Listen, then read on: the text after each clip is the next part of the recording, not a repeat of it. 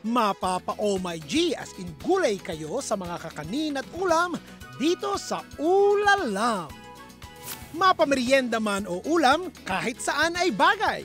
Masarap at malutong ang aking pritong lumpiang gulay. Meron ding bistek pero gamit ko'y bangus. Tawagin kaya natin itong fishtek. Asus! Let's finish it off with my favorite post-workout food. Ang palaya kong itlog does the body good. Tena sa kusina ng Ulalam.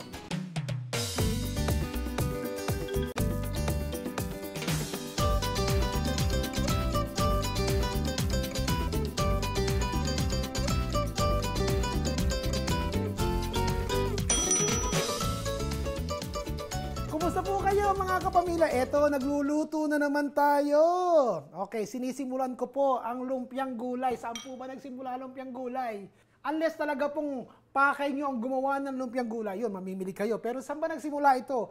Mga kapira-piraso pong natira sa refrigerator nyo ang ginagawa ng lumpiang gulay, okay? Eto, may onion tayo, may kaprasong onion, may konting garlic, may konting cabbage na hindi na po pwedeng gamitin as one dish.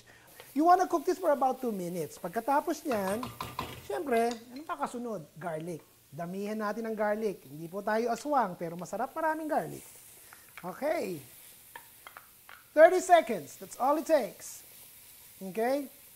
Pagkatapos yan, uunahin natin tokwa. Okay, luto na po ang tokwa. Nakikita nyo, oh. Pagdating naman sa tofu, firm at saka extra firm lang. So, ingat lang kayo. Dapat maraming paper towel lang ilagay nyo. Yung nabibili, babad sa tubig, ha. Kinakailangang tuyo ang inyong tokwa.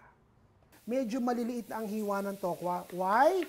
Kasi pag malaki, it tends na mabutas yung wrapper nyo. Especially may mga lumpia wrapper tayo na nabibili ngayon na manipis. Okay?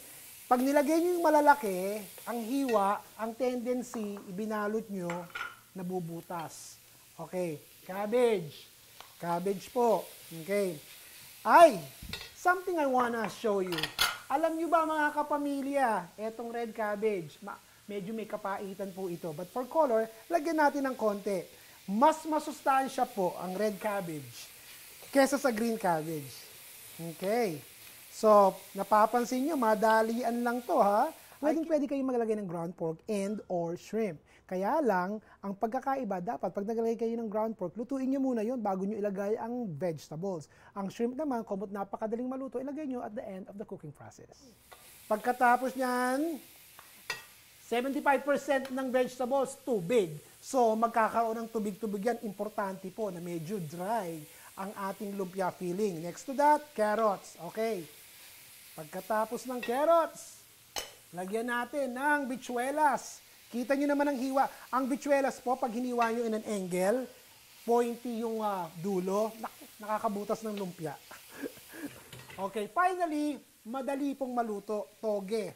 Sa paggamit po natin ng toge, kung makakita kayo ng maliit, yung parang sa Pilipinas, okay yon. Pero kung ganito kalalaki, just make sure wala yung ulo. Kasi pag matigas yun, when you cook it, it becomes really tough at matagal maluto. Toge. O ito, luto na. Okay? Ganyan lang siya. Lagyan natin ng salt and pepper. Kung gusto nyo, patis lang. Patis. Okay. Daming patis. Marami naman ang feeling na ginagawa nyo.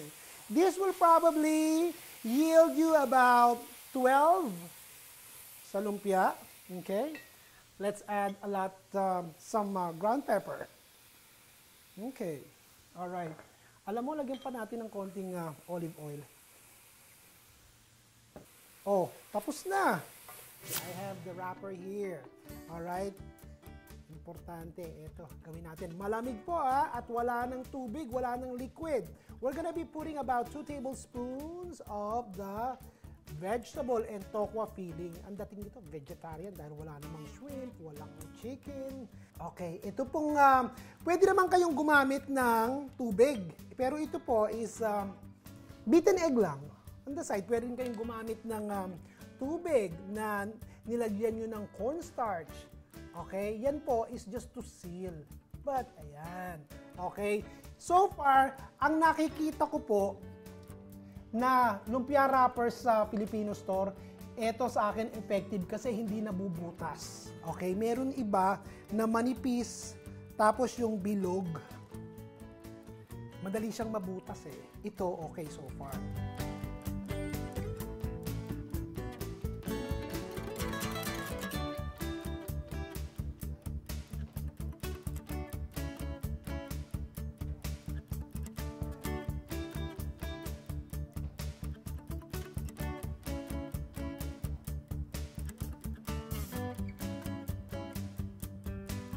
So yan, mainit na yung mantika, meron na tayong konting lumpia dito, and now we're ready to fry. Nagsimula na tayong mag-fry, okay? Dapat po mainit ang mantika nyo, alright? Hindi mainit na mainit, pero mainit. Ang tendency niyan is, pag mainit na mainit, sunog ka agad. Tapos nagbe-break. Pag hindi naman mainit ang mantika, soggy at mamantika po ang inyong lumpia. Huwag niyong pakialaman. Hayaan niyo muna siya. Leave it alone. And this will cook for about 45 seconds. Makikita niyo naman brown eh. And then immediately put it on a baking tray like this, lined with paper towel na meron siyang oven rack. And then, do it in batches, okay? Huwag po kayong sabay-sabay. Mas crowd, bababa ang temperature. Ay, hindi masarap ang lumpia niyo. Ayaw niyo nun. Alright, so eto, let's turn off. And the last one is done. So you wanna cool this off. Meron na po tayo ditong pinalamig. So you wanna slice it and show you how beautiful the filling inside. Okay, malamig na to. Konti. Okay?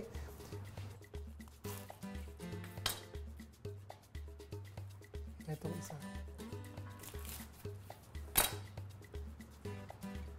Now we're ready to plate.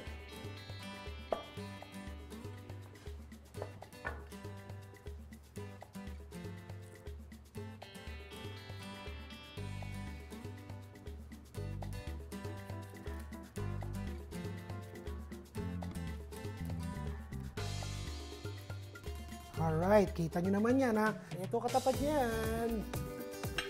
Suka na may bawang na may sili. Yan. Lumpiang gulay mga kapamilya. Enjoy!